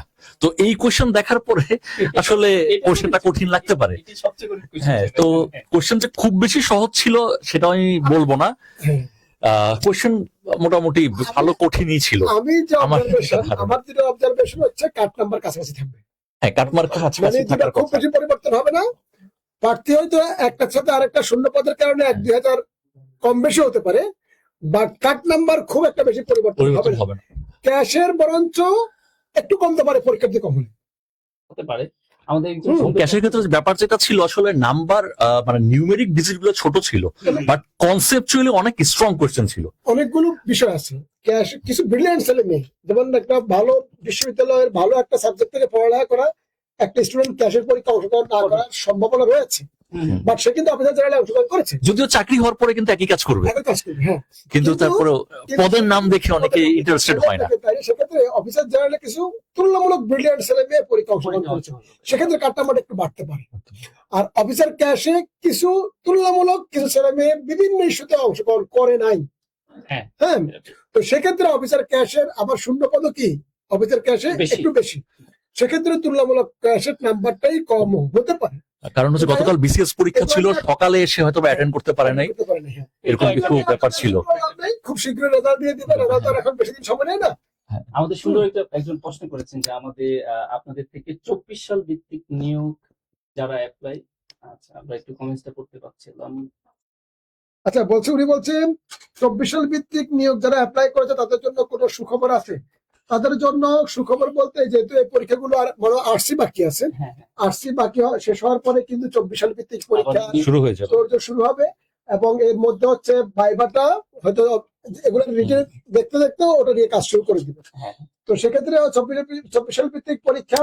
তবে এখানে একটু সমস্যা হচ্ছে মাঝখানে নির্বাচন, 12 তারিখে নির্বাচনের পরে বর্তমান যে কমিটি আছে, নির্বাচনের পরে হয়তো ব্যাংকার সিলেকশন কমিটিতে একটা পরিবর্তন আসতে পারে। সেই পরিবর্তন আসার পরে মাঝখানে হয়তো 1-2 মাস 3 মাস সময় নিতে পারে, এরপরে 24 সাল ভিত্তিক পরীক্ষা শুরু হয়ে যাবে।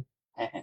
হ্যাঁ, এবং আরেকটা বিষয় আপনাদেরকে জানিয়ে রাখি, নিয়োগ প্রক্রিয়ার যে গ্যাপটা ছিল, যেমন আমরা 24 সাল ভিত্তিক পরীক্ষা এখন দেবো 26 সাল, 25 সাল ভিত্তিক সার্কুলার এখনো হয়নি, আগের বছরের সার্কুলার পরের বছরের ডিসেম্বর জানুয়ারিতে হতো। এই গ্যাপটা কমে আসবে হয়তো। আমাদের 24 সাল ভিত্তিক পরীক্ষা যদি জুন জুলাইয়ের মধ্যে কমপ্লিট হয়ে যায় বা অগস্টের মধ্যে কমপ্লিট হয়ে যায়, অগস্ট সেপ্টেম্বর দিয়ে কি দিতে পারি, ওটা আবার সার্কুলার দিয়ে দিতে পারি, যেটা এবারে আগে সার্কুলার দিয়ে হয়েছে, কিন্তু আগে সার্কুলার হয়েছে বা এর আগেও হতে পারে। হ্যাঁ, তবে এখন সময় 24 সালের ভিত্তিক জন্য খুব একটা সময় আপনারা পাবেন না। আর বাংলাদেশ ব্যাংকের এডির নিয়োগ কেন হচ্ছে না? বাংলাদেশ ব্যাংকের এডির নিয়োগ হচ্ছে না, বাংলাদেশ ব্যাংকের একটা সংস্কার আমাদের অর্থ মন্ত্রণালয় বা সরকারের কাছে বর্তমানে রয়েছে, যেটা আরো প্রায় 3-4 মাস আগে জমা হয়েছে। সেই সংস্কারটা যদি বাংলাদেশ ব্যাংক চাচ্ছে যে সরকারের হস্তক্ষেপ মুক্ত একটা কেন্দ্রীয় ব্যাংক চাচ্ছে, যেটা গভর্নর বারবার বলছে, সেটা হচ্ছে সচিব কমিটি হয়তো এটাকে অ্যাপ্রুভাল করছে না, বা হচ্ছে এটা নিয়ে তাদের দ্বিমত থাকতে পারে, অন্য মতামত থাকতে পারে। এই জন্য বাংলাদেশ ব্যাংকের এডি নিয়োগটা আপাতত স্থগিত রয়েছে। তো বাংলাদেশ ব্যাংকের নতুন সরকার আসলে নতুন সরকারের মেন্টালিটি কেমন তার উপর ভিত্তি করে নতুন হয়তো সামনে নতুন গভর্নরও আসতে পারে। সরকার না চলে তার গভর্নর থাকতে পারবে না, আবার গভর্নর এইজন্য একটা বিষয় আছে। তো সেক্ষেত্রে আপাতত খুব শীঘ্রই আপনি এডি সার্কুলার পাচ্ছেন, এই ধরনের চিন্তা না করাই ভালো হবে মিস্টার মিরাজ। তো যাই হোক, আমার মনে হয় দুটা কাট নাম্বারের কাছাকাছি হবে। কাছাকাছি হওয়ার কথা। আচ্ছা, যেহেতু আসলে এখন ডিফারেন্ট ফ্যাকাল্টি পরীক্ষা নিচ্ছে, তো সেই কারণে আমরা একটা প্ল্যান করছিলাম যে আসলে আমরা একটা কম্প্রিহেন্সিভ প্রিপারেশন নেয়ার জন্য আমরা 4টা কোর্স লঞ্চ করতে যাচ্ছিলাম, যাতে এই কোর্সগুলোর মাধ্যমে ফ্যাকাল্টি যেই হোক না কেন আপনি একবার প্রিপারেশন নেবেন এবং সেই প্রিপারেশনের মাধ্যমে যে কোনো ফ্যাকাল্টির কোশ্চেন আপনি ফেস করতে পারবেন। কারণ আমাদের মেইন প্রবলেমটা হচ্ছে বাংলায় না, আমাদের মেইন প্রবলেম কিন্তু আসলে জিকেটা না। আমাদের চাকরি পাওয়ার ক্ষেত্রে বড় অন্তরায় কিন্তু আসলে ম্যাথ এবং ইংরেজি। তো ফ্যাকাল্টি যেই হোক না কেন, কোয়েশ্চেন প্যাটার্ন যেমনই হোক না কেন, আমরা যদি একটা টোটাল প্রিপারেশন নিতে পারি সকল ফ্যাকাল্টির কোয়েশ্চেন ফেস করার মতো, তো সেই প্রিপারেশনের জন্য আমরা চিন্তা করছিলাম যে ইংরেজির 2টা কোর্স এবং ম্যাথের 2টা কোর্স চালু করতে। রাইট। এখন আসলে বিষয়টা হচ্ছে 2024 সাল পর্যন্ত বিসিএস, ব্যাংক, প্রাইমারি সহ সকল চাকরি পরীক্ষার প্রশ্নের প্যাটার্ন ছিল এক ধরনের ট্র্যাডিশনাল প্যাটার্ন। ট্রেডিশনাল প্যাটার্ন ছিল। বাট 2025 সাল থেকে বিসিএস পরীক্ষা, ব্যাংক পরীক্ষা, এই পরীক্ষাগুলোর প্রশ্নপত্রে আমূল পরিবর্তন এসেছে। বিশেষ করে লিখিত পরীক্ষার প্রশ্নে হিউজ পরিবর্তন এসেছে। আপনারা যারা 47তম বিসিএস এর প্রশ্ন দেখেছেন, আপনারা যারা লাস্ট সিনিয়র অফিসার রিটেন বা অন্যান্য রিটেন পরীক্ষার প্রশ্নগুলো দেখেছেন, তারা বিশ্বাস করবেন যে আসলে আগের ট্র্যাডিশনাল পড়াশোনা দিয়ে বর্তমানে লিখিত পরীক্ষা ভালো করা সম্ভব না। যার কারণে আমরা আমাদের শিক্ষকদের মাধ্যমে, শিক্ষকরা 4টা কোর্স নিয়ে এসেছে আপনাদের জন্য। এর মধ্যে একটা কোর্স হচ্ছে বেসিক ম্যাথ, একদম বেসিক, অর্থাৎ আমাদের প্রাইমারি নিবন্ধন লেভেলের যে ম্যাথ গুলো আমাদের জানা জরুরি, অথবা যেমন ভগ্নাংশ নির্ণয়, পার্সেন্টেজ নির্ণয়, ওই ছোটখাটো ম্যাথ গুলো, লসাগু গসাগু নির্ণয়, এগুলো আমরা বলতে পারি গণিতে বেসিকটা ডেভেলপমেন্ট। আর বেসিকটা ডেভেলপমেন্ট কেন প্রয়োজন? কারণ বেসিক যদি আপনার না থাকে তাহলে আসলে আপনি অ্যাডভান্স লেভেলের ম্যাথ নিয়ে আপনাকে কি করতে হবে? স্ট্রাগল করতে হবে। খুব স্বাভাবিক। এই ম্যাথটা আসলে মূলত ডিজাইন করা হয়েছে যারা এসএসসি বা এইচএসসি পর্যন্ত সায়েন্সে ছিলেন, তারপরে আপনি আসলে নন সায়েন্স ব্যাকগ্রাউন্ডে চলে গিয়েছেন ভার্সিটি লেভেলে, সো আপনার মোটামুটি 5, 6, 7 বছর ম্যাথের বাইরে রয়েছেন। তো তাদের ম্যাথের বেসিকটাকে ডেভেলপ করে বর্তমান সময়ের প্রেক্ষাপটের উপযোগী করে তোলা পর্যন্ত আমরা এই কোর্সটাকে ডিজাইন করেছি, একদম বেসিক লেভেল থেকে শুরু করে যাতে আপনি কমপ্লিট করতে পারেন এই লেভেল পর্যন্ত। 50 ঘন্টার কোর্স, 50 ঘন্টার কোর্স, 50 ঘন্টার কোর্স। এবং এখানে শুধু আপনাকে শর্টকাট ম্যাথ শেখানো হবে না, এখানে আপনাকে প্রথমে একটা ম্যাথের অরিজিন বা একটা ম্যাথের বেসিকটা ডেভেলপ করবে। বেসিক ডেভেলপ হওয়ার পরে আপনি প্রশ্ন দেখে কিভাবে উত্তর চুজ করবেন, দ্রুততম সময় উত্তর চুজ করবেন, এখানে সেটা শেখানো হবে। আর পাশাপাশি আরেকটা আমাদের অ্যাডভান্স ম্যাথ কোর্স আছে। তবে অ্যাডভান্স ম্যাথ কোর্স সবার জন্য। আপনারা যারা বিসিএস পরীক্ষা দিবেন, ব্যাংকের পরীক্ষা দিবেন, যে বিভিন্ন ফ্যাকাল্টি পরীক্ষা নিচ্ছে, 47তম বিসিএস এর লিখিত পরীক্ষার যে প্রশ্ন হয়েছে, আমার দেখা যাবৎকালের ম্যাথের সবচেয়ে টাফ কোশ্চেন ছিল। এখন টাফ কোশ্চেন কেন? কারণ প্রশ্নটা অনেকটাই ব্যাংক টাইপের হয়েছে, ব্যাংক লিখিত প্রশ্ন টাইপের হয়েছে। আজকেও আপনারা 2টা ম্যাথের কোশ্চেন সলভ করেছেন। সো এই লেভেলে আপনি যদি একজন বিগিনার হন, এই লেভেল থেকে শুরু করাটা ডিফিকাল্ট। তো তাদের জন্য মূলত বেসিক কোর্স, যে বেসিকটা ডেভেলপ করে এসে তারপরে আমরা আজকের যেই কোশ্চেন ছিল এই কোশ্চেন সলভ করার মতো অ্যাবিলিটি গেইন করব। আজকের প্রশ্ন প্লাস বিসিএস এর প্রিলি এবং রিটেনের প্রশ্ন, বা ব্যাংকের প্রিলি এবং রিটেন যেন ভালো করতে পারেন। এবং এটা কোর্সটা আমাদের অনেক বড় কোর্স, এখানে প্রায় 64 আওয়ার্স এর মতো একটা কোর্স আমাদের, 64 আওয়ার্স। তবে এই কোর্সটা হচ্ছে বিগিনারদের জন্য না, বিগিনারদের জন্য। যারা মনে করেন যে আমি বেসিক শিখবো তাদের জন্য, যারা হচ্ছে ম্যাথ পারেন, ম্যাথ মোটামুটি পারেন, ম্যাথ মোটামুটি পারেন, তবে আজকের পরীক্ষায় যে হয়তোবা 10-এর নিচে পেয়েছেন কিন্তু অবশ্যই সেটা 7-8-এর নিচে না, তাদের জন্য মূলত অ্যাডভান্স কোর্সটা, মানে বেসিকটা মোটামুটি ক্লিয়ার। আপনি আজকের পরীক্ষায় হয়তো 7, 8, 9 পেয়েছেন, তাদের জন্য আমাদের মূলত অ্যাডভান্স কোর্সটা। আরো 2টা ইংলিশ কোর্স রয়েছে, একটা হচ্ছে basic grammar to advance grammar, এবং এখানে আমরা ভোকাবুলারি ক্লাস থাকবে, ভোকাবুলারি ক্লাস থাকবে, 10টা ক্লাস থাকবে ভোকাবুলারি। বেসিক টু অ্যাডভান্স গ্রামারের বিষয়টা হচ্ছে আপনাকে নাউন আইডেন্টিফিকেশন থেকে শুরু করে পিন পয়েন্ট এরর বা ফিল ইন দ্য ব্ল্যাঙ্কস বা কারেকশনের মতো জটিল বিষয়গুলো আমরা এখানে করাবো। এবং আইবিএ টাইপের যে প্রশ্নগুলো হয় বা এবিএস বা আর্টস ফ্যাকাল্টি টাইপের যে প্রশ্নগুলো হয়, বিসিএস এর যে প্রশ্নগুলো আমাদের প্রেজেন্টলি হচ্ছে, সেই লেভেলের প্রশ্ন থেকে শুরু করে প্রাইমারি নিবন্ধন লেভেলের প্রশ্ন, অর্থাৎ বেসিক টু অ্যাডভান্স লেভেলের যতগুলো গ্রামাটিক্যাল ইস্যুজ রয়েছে প্র্যাকটিক্যালি আমরা ক্লাসরুম সমাধান করবো। আমরা প্রথমে বেসিক থেকে শুরু করবো, অ্যাডভান্স লেভেলে যাই আমরা হিউজ প্রশ্ন সমাধান করবো। আর আরেকটা হচ্ছে যেটার জন্য এখন চাকরি হয় না, সেটা কি স্যার? সেটা হচ্ছে ইংলিশ রিটেন, এবং সেটা বিসিএস এর প্রয়োজন, ব্যাংকেও প্রয়োজন। তো ইংলিশ রিটেনটা হচ্ছে আমরা আপনাদের প্রায় এখানে নিয়ার অ্যাবাউট 64 আওয়ার্স এর কোর্স ইংলিশ রিটেন। এবং এখানেও আমরা আপনাদেরকে রাইটিং এর জন্য 6-6টা গ্রামার ক্লাস দিব, এবং এখানে আপনার ট্রান্সলেশন থেকে শুরু করে প্যাসেজ কম্প্রিহেনশন, তারপরে হচ্ছে ফোকাস রাইটিং, এসে রাইটিং, তারপর আর্গুমেন্ট রাইটিং, তারপর হচ্ছে আপনার কি বলে ট্রান্সলেশন, মানে as a whole BCS bank বা বাংলাদেশের অন্যান্য পরীক্ষায় যতগুলো আইটেম আসে প্রতিটা আইটেম কি করবে, যেমন ফিচার্স রাইটিং, তো সামার রাইটিং, সবগুলো আইটেম এখানে আসবে। এবং আমাদের সত্য জুয়েল স্যার এবং হচ্ছে আদিত্য স্যার, এই দুজন টিচার হচ্ছে মেন্টর থাকবেন। আমরা আপনাদেরকে আমাদের কোর্সগুলোতে ভর্তি হওয়ার জন্য ইনভাইট করছি না, আমরা আপনাদেরকে ইনভাইট করব টিচারদের সাথে আপনারা 2 থেকে 4 ঘন্টার এক একটা সেশনে অংশগ্রহণ করবেন, কোর্সের অবজেক্টিভ সম্পর্কে জানবেন, কোর্সে কি কি শেখানো হবে সেই বিষয় সম্পর্কে জানবেন, জানার পর দিন আপনারা ডিসিশন নেবেন। শেষ করি স্যার। হ্যাঁ হ্যাঁ, জি, আজকে সবাই যারা যুক্ত ছিলেন সবাইকে অসংখ্য ধন্যবাদ, এবং আপনাদেরকে এই ফ্রি সেশন যেটা অনুষ্ঠিত হবে সেই সেশনের আমরা একটা আমন্ত্রণ জানাচ্ছি সবাইকে, এবং কখন কোন সেশন হবে সেটা আমরা গ্রুপে আপলোড করে দিব। তো সবাইকে সেই সেশনের জন্য আমন্ত্রণ জানাচ্ছি। আর হচ্ছে আমরা আগামীকাল থেকেই ইংলিশ এবং ম্যাথের কমপ্লিট সলিউশনটা দিয়ে দিব। আজকে তো জাস্ট আপনাকে আনসারটা জানানো হলো, আগামীকাল থেকে আপনারা আসলে ব্যাখ্যা সহ উত্তরগুলো পাবেন। রাজা তাহলে 2টা পরীক্ষার প্রশ্নগুলোকে হ্যাঁ হ্যাঁ একত্রিত করে ওই পাশে অফিসার জেনারেল আপনাদের ক্লাস শেখে টাইপরাইজ করে ফেলেন। আমরা কালকে দিয়ে দিব, আপকামিং কোর্সে আমরা এগুলো অ্যাড করতে পারবো। তো সবচেয়ে বড় কথা হচ্ছে যেটা আপনারা ব্যাংক এবং বিসিএস এবং এনটিআরসি প্রাইমারি এইগুলোর জন্য সেগমেন্ট ওয়াইজ টিচারের কাছে যে ম্যাথ পড়তেন, বাংলাদেশে এখন আর সেটা করতে হবে না। আমাদের এই বেসিক টু অ্যাডভান্স এবং বেসিক এই 2টা কোর্স করলে আপনার বাংলাদেশের যে কোনো গভর্নমেন্ট অথবা নন গভর্নমেন্ট চাকরির জন্য আপনি পারফেক্ট হবেন। আশা করি এইটা আপনারা কোনোভাবেই মিস করবেন না, কারণ আমরা চাই আপনারা প্রশ্ন দেখে আনসার করেন এবং তার ব্যাকগ্রাউন্ডটাও জানেন। দ্যাট মিনস আমরা আপনাকে একদম ফাউন্ডেশন থেকে আস্তে আস্তে উপরে নিয়ে আসবো। কথা দিচ্ছি এই কোর্সটা যদি আপনি করেন তাহলে মিনিমাম ম্যাথ এবং ইংলিশ এই 2টার জন্য আপনি আর কখনোই আটকাবেন না। সবচেয়ে বড় কথা হচ্ছে এই 2টা হ্যাঁ পরীক্ষা যাই হোক, এই 2টা আপনার সবচেয়ে বড় বাধা হয়ে দাঁড়ায় আপনার স্বপ্নের সেই কাঙ্ক্ষিত লক্ষ্যে পৌঁছাইতে। আশা করি আপনাদের সাথে থাকবেন সেই আমন্ত্রণ জানিয়ে আজকে আমরা এখানেই শেষ করছি। সবাই ভালো থাকবেন। আসসালামু আলাইকুম, টাটা।